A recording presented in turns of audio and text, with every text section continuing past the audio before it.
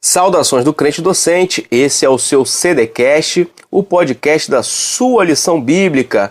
Esse trimestre aí estamos estudando sobre corpo, alma e espírito, baseado na revista da editora Central Gospel, número 60, que traz aí um apanhado sobre as questões da antropologia bíblica. E hoje não serei eu que darei a aula, mas estamos trazendo aí um grande convidado para poder ministrar essa lição para vocês, o pastor Eliseu Fernandes, um grande amigo, que trará aí uma carga de ensinamento muito legal e que vale a pena você escutar.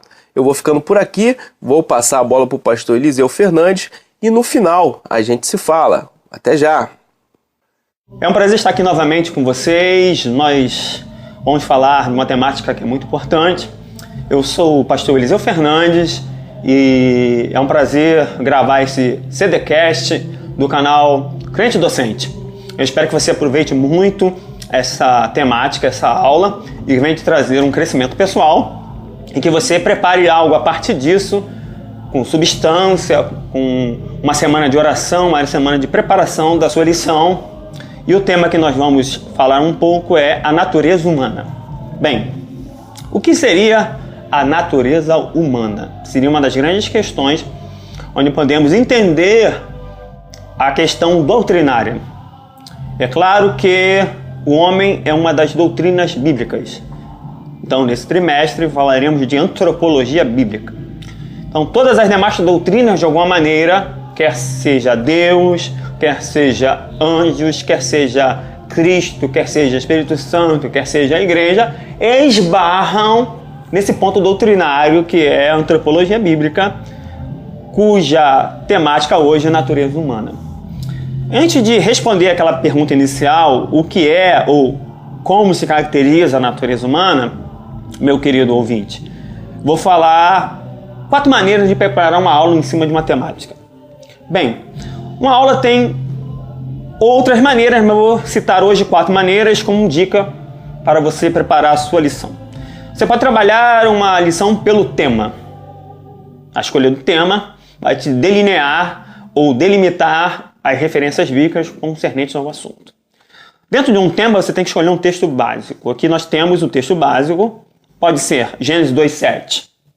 E formou o Senhor Deus do homem do pó da terra, e soprou em seus narizes o fôlego da vida, e o homem foi feito alma vivente. Então, a alma vivente fala da natureza do homem. Podemos usar um texto áureo, 1 Tessalonicenses 5:23. E o mesmo Deus de paz vos santifique em tudo. O vosso espírito e alma e corpo sejam plenamente conservados, irrepreensíveis para a vinda do nosso Senhor Jesus Cristo. No momento da criação, Deus dá forma às coisas. Deus dá forma aos céus, Deus dá forma ao mar, Deus dá forma à terra. E em dias alternados preenche o que foi formado. No entanto, no último dia da criação, que é o 6º dia, Deus forma o homem, dá forma ao barro, ao boneco de barro do pó, e preenche o homem com seu próprio espírito. Então, a natureza humana é a natureza que demonstra a pessoa humana na sua plenitude. Existem pessoas divinas, Deus, Pai, Deus Filho, Deus Espírito Santo. Pessoas angelicais, anjos, querubins, serafins. Pessoas humanas, nós. E a pessoa humana, ela é a única que é diferente das outras pessoas, porque constitui uma natureza formada em 3 partes. É interessante que a escola latina, ou toda a tradição latina, trabalha a dicotomia, o homem como alma e corpo. Toda a tradição, todos os estudiosos orientais ou gregos já trabalham o homem na perspectiva tricotômica, ou espírito, alma e corpo. E no texto de 1 Tessalonicenses, a qual nós fizemos a leitura, 5:23, o apóstolo Paulo vai falar isso. Deus vos santifica em tudo, espírito, alma e corpo. Então o homem, quando é feito alma vivente, é uma coisa, e quando é revivido espiritualmente é outra coisa. Então as 3 partes que compõem o homem, o seu espírito, a sua alma e o seu corpo, podem se corromper com o pecado. E é o que aconteceu com a queda em Adão. Só lembrando que, mesmo que não seja essa temática desta lição 2, mas será da lição 3 sobre a queda do homem, o pecado é condição e conduta. Condição porque eu herdei uma condição de pecador, em Adão e uma conduta, porque quando eu satisfaço essa natureza, eu realizo atos pecaminosos, que são as obras da carne, descritas lá em Gálatas, que se contrapõem ao fruto do Espírito. Então a natureza humana, ela será composta de 3 partes: o espírito, a alma e o corpo. Essas 3 partes que compõem o homem compreendem coisas que fazem com que esse homem se relacione. O espírito é a parte que o homem se relaciona com Deus. A alma é a parte que o homem se relaciona consigo mesmo, mas a alma, por meio do corpo, dos 5 sentidos, se relaciona com o mundo exterior. Então o homem é um ser de relacionamentos. Então essas partes que compõem o homem, eu vou começar pelo espírito, porque eu vou seguir a maneira como Paulo fez a divisão. Espírito, alma e corpo, mesmo sabendo que o título da revista não é esse, é corpo, alma e espírito. Eu vou seguir o que Paulo utilizou lá em 1 Tessalonicenses 5:23. Bem, o espírito ele tem algumas funções essenciais. Além de receber a iluminação do Espírito Santo e ser vivificado, ou seja, receber a vida, é no interior desse espírito do homem onde o Espírito de Deus vai habitar. Esse espírito, onde ele vai ter discernimento e percepção espiritual. Alguns estudiosos chegam a dizer que a consciência do homem e a fé se encontram dentro do espírito do homem. Outros estudiosos colocam na alma. Então é uma questão de análise. Como você vai fazer abordagens na aula, você pode usar essas 2 características de pensamentos. Sendo que, geralmente, dependendo da formação religiosa, se é assembleana ou se é batista, alguns vão seguir o mesmo aspecto, dizendo que a consciência e a fé vão se encontrar no espírito, não na alma. A alma do homem, além de trazer a identidade dele em si mesmo, contribuindo para a autoconsciência, quem sou eu, para a consciência, o que eu vim fazer aqui neste mundo, a alma do homem tem algo que promove a vida. Por isso a palavra alma, ânima, da onde você tem o termo desenho animado, ou seja, que se movimenta, que se tem vida. Então essa alma é um princípio inteligente. A alma do homem, ela é superior à alma do animal. Podemos ler isso em Eclesiastes. A alma do homem sobe no sentido de nefesh, no sentido hebraico, não no sentido grego de psique, e a alma do animal desce. A alma do animal é inferior, morre e se acaba. A alma do homem é superior, porque a alma do homem é dada por Deus no momento da sua criação. Que é umas temáticas que vai dizer, principalmente na primeira lição, como é que a alma surge? É dada por Deus? É dada pelos pais?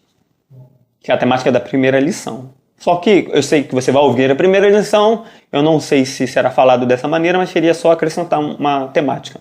Se a alma do homem é doada pelos pais, Jesus nasceu por Maria, será que ele herdou uma coisa da alma de Maria, por ter sido gerado no ventre dela? Se ele herdou, então ele é desqualificado como Salvador, porque ele herdaria de alguma maneira a semente de Adão, mesmo vindo por Eva. No entanto, nós acreditamos que a alma é doada por Deus no momento da concepção, como não só o corpo de Cristo, como sua alma e seu espírito, são obra direta do Espírito Santo no ventre de Maria, mesmo assim não tendo relação alguma com a semente do homem, ou seja, com a questão da condição herdada em Adão. Gênesis 5:3, Adão gerou um filho à sua semelhança e à sua imagem. Em relação a essa alma também vai conter os sentidos. Esses sentidos que serão extremamente importantes para entender a personalidade, a persona. Quem é a pessoa, a inteligência, questões da emoção, a vontade, a própria razão, dentro dessa mente, do intelecto.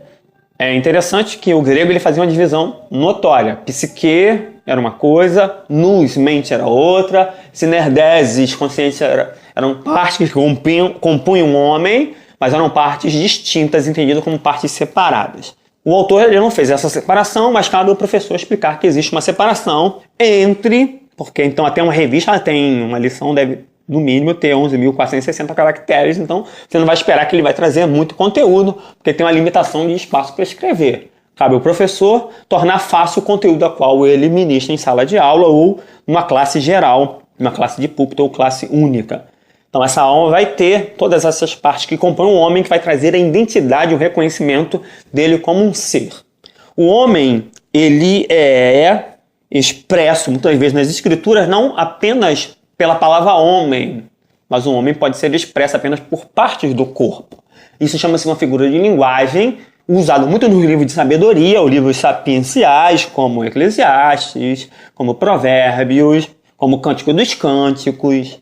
Então é muito comum você encontrar a mão do justo, os olhos do ímpio. Então chama-se sinédoque, onde você pega a parte que ele reflete uma atitude concernente ao pecado ou uma característica positiva onde se externiza por meio da parte do corpo. Então você vai encontrar muito isso em alguns aspectos da figura de linguagem da sinédoque, a parte do corpo pelo todo. Então é muito comum os pés do justo, a mão do justo, a mão do ímpio, os olhos, ouvidos, os narizes ou narinas. Então uma parte que expressa um sentimento, um vício, uma virtude, ela é expressa naquilo que atua como canal para resolver a questão de personificar um desejo ou uma vontade.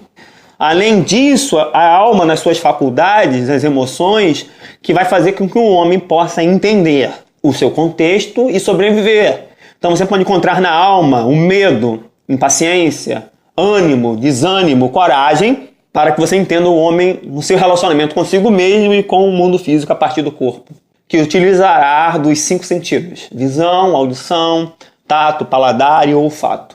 Dessa maneira, esse homem constituído por Deus como alma vivente é um homem que consegue transitar entre o mundo espiritual por ter um espírito e o mundo físico por ter uma alma e corpo. Interessante a questão do pecado no homem, que o pecado ele vai utilizar-se de toda a constituição do homem e a salvação tem que chegar em todas essas partes que compõem o homem. O espírito tem que ser revivido pelo poder de Deus, do Espírito Santo no novo nascimento. A alma precisa ser dominada pela santificação processual progressiva, pelo fruto do Espírito, pela submissão a Deus, e o corpo precisa ser transformado do pecado a partir da ressurreição corporal. Então todas essas instâncias que compõem o homem precisam sim serem redimidas. O espírito do homem, como falei, tem a consciência para com Deus e a fé. A fé vai se encontrar dentro do espírito do homem. E dentro desse contexto, nós podemos analisar também, falando das maneiras de constituir, de fazer uma aula. Você pode pegar os objetivos das lições. Todas as lições têm entre 3 a 4 objetivos, não mais do que isso. Pode ter 4 objetivos, tem que ter 4 tópicos. Se tiver 3 objetivos, vai ter 3 tópicos ou 4 tópicos, sendo os subtópicos necessariamente construídos para subdividir o assunto a qual se trata. Nessa lição, nós temos 3 objetivos: conhecer a natureza do homem, identificar a parte divina plenamente inserida na dimensão físico-biológica do ente humano. Então, transformando em pergunta, como eu posso conhecer a natureza do homem? Então, eu conheço a natureza do homem a partir da revelação bíblica, que me diz que o homem é composto de 3 partes: espírito, alma e corpo, e a parte imaterial, ou seja, a alma e espírito, são doadas por Deus no momento que ele sopra no homem o fôlego de vida, e aí o homem recebe juntamente com essa alma, de ânimo, que vai animar esse boneco de barro, o seu espírito. E aí ele torna-se um ser vivente, diferente dos animais.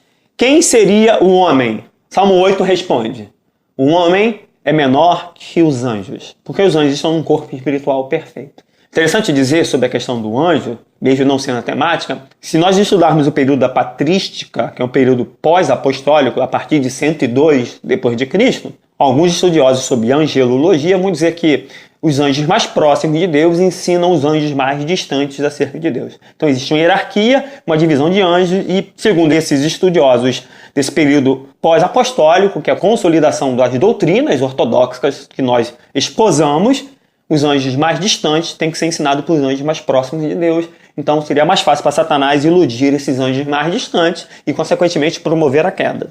Então isso é uma conjectura a partir de um pensamento patrístico que explicaria, então, a queda dos anjos, mesmo estando num corpo perfeito. Ou seja, a ignorância, até mesmo no mundo angelical, destrói, quanto mais no mundo físico. Então a única coisa que pode destruir o homem também é a ignorância. Por isso que Oséias diz: o meu povo é destruído, porque lhe faltou conhecimento. Então, esse é um tema importantíssimo, onde podemos tratar a constituição do homem. E o Salmo 8 é belíssimo, que diz que o homem é menor que os anjos, mas de honra e glória foi coroado. Sendo a coroa da criação inferior aos anjos, mas se pegar nos versículos antecedentes, os céus são obras dos teus dedos. Mas quando fala do homem sendo como coroa em honra da criação, ele diz que coloca tudo das mãos de Deus aos pés do homem. Então o homem torna-se representante de Deus neste mundo físico. Como diz o salmista: os céus dão do Senhor, mas a terra deu aos filhos dos homens. Sendo assim, Jesus tem que encarnar para que tenha a entrada correta no mundo dos homens para redimi-los também. Então, dois motivos, existem outros, mas eu deixo aqui para te deixar a sede de estudar acerca da encarnação. Um dos motivos da encarnação também seria isso. Mesmo que Deus possa intervir, como Deus trabalha por princípios, Deus não pode quebrar um princípio de delegação, então ele tem que se fazer também homem para receber novamente a delegação e recuperar aquilo que foi perdido por Adão. Então a natureza do homem é a natureza sublime, uma natureza criada para ser eterna, sendo esse homem um ser biológico, um ser psicológico, um ser social, um ser político e, acima de qualquer coisa, um ser espiritual. Então isso somos nós. Temos um corpo, temos uma alma, temos um espírito que nos leva a estar próximo de Deus, que nos leva a entender Deus, apesar de que o pecado não destrói a alma do homem, tampouco seu espírito. Mas o efeito do pecado na permanência do homem vai levá-lo à morte espiritual, separação de Deus e à morte física, para que o homem retorne ao pó, da onde veio, como sentença dada a Adão. Então, quanto a isso, podemos entender que o homem é um ser criado por Deus diferente de todos os outros. O homem é diferente dos animais, ele tem algo mais elevado, é o mais elevado em seu espírito. Em nenhum lugar das Escrituras lemos que o animal pode fazer ou ter algo que o homem tem. Só o homem. Porque esse homem tricotômico, ele revela a imagem da Trindade. Deus é trino em pessoas e uniessência. O homem é uniessência e trino em constituição. E aí nós temos essa natureza do homem que pode, assim, ter um convívio com os seres humanos e com o próprio Deus. E entendemos que um homem, e muitas vezes que aparece nas Escrituras, como 2 Coríntios 4,16, fala de um homem exterior, fala dessa natureza humana, havendo uma certa distinção do apóstolo Paulo para o uso de algumas palavras como soma, corpo, e sarx, carne, se referindo à natureza decaída do homem. E também, quanto a isso, o velho homem, que trata do homem da natureza do pecado, como você vai, e nós podemos ler em Romanos 6,6, e, consequentemente, esse homem, restaurado em todas as suas instâncias por Deus, como um novo homem, Efésios 2,15, esse novo homem é um homem reconstituído a partir da vida doada ao espírito do homem. Porque se o espírito do homem continuar morto, ele não consegue ter Deus. Então, o plano de salvação, o primeiro plano da salvação do convencimento é trazer vida a esse espírito. O arrependimento ao homem, no caso, chega a ser intelectual, emocional e também físico nas mudanças da sua constituição, mas, consequentemente, o espírito do homem precisa ser reavivado para que ele possa experimentar as grandezas de Deus. É interessante a maneira como as Escrituras o definem, e muitas das maneiras que ele é definido na sua totalidade é expressa apenas pela palavra coração. Então, uma das palavras-chave para o entendimento do homem é coração. A sede da sua inteligência, da sua sabedoria, no seu homem interior. É interessante falar sobre isso, que você vai encontrar também essas metáforas, principalmente nos salmos e livros sapienciais sobre o homem, as metáforas para falar do homem como garganta. A minha alma tem sede de Deus. Tudo bem que a mente hebraica é uma mente muito prática, é muito visível, é de tocar, é de ver, de perceber. Por isso, a quantidade de verbos de percepção no texto bíblico, interessante, meu querido ouvinte. Verbo de percepção são todos os verbos que tratam ver no sentido de entender, compreender, perceber. Analise quando você pegar um texto, os verbos de percepção do homem estão muito ligados à questão do coração do homem, dos olhos do homem. E tudo isso Deus fez para um propósito. O homem foi criado para representar Deus na esfera física e para que pudesse reconhecê-lo como Criador, porque Deus como Criador tem direito sobre o homem. Deus como Redentor tem direito sobre o homem. E o homem como ser consciente e livre, porque Deus como um ser livre não poderia criar outros seres, quer anjos, quer homens, se não fossem livres, e sendo livres são responsáveis por suas atitudes e senhores do seu próprio destino, sendo livres para escolher ou não. Qual é a função principal da criação do homem? Adorar a Deus e reconhecê-lo como tal. Então, fica aqui as dicas. Eu espero ouvir você novamente, ou melhor, que você me escute novamente em outro CDcast Até então, Deus te abençoe. Até a próxima. E aí, crente docente, espero que você tenha gostado dessa grande lição aí ministrada pelo pastor Eliseu Fernandes, um mestre na palavra. São coisas que nós devemos agradecer a Deus, ter pessoas aí capacitadas para transmitir e nos levar ao crescimento por intermédio desses ensinos. Eu vou pedir para você que nos escuta nesse momento, seja lá por qual plataforma que você estiver nos escutando, para que você possa compartilhar esse conteúdo, que você possa conclamar outras pessoas que lidam com o ensino da palavra e também aquelas pessoas interessadas em crescimento espiritual por intermédio do estudo da palavra. Então você curta também o nosso Instagram, @crentedocente, curta a nossa página no Facebook também, Crente Docente, para que você possa ficar por dentro das dicas que nós temos colocado à disposição de todos vocês. Vamos ficando por aqui, até a próxima lição. Fique em paz.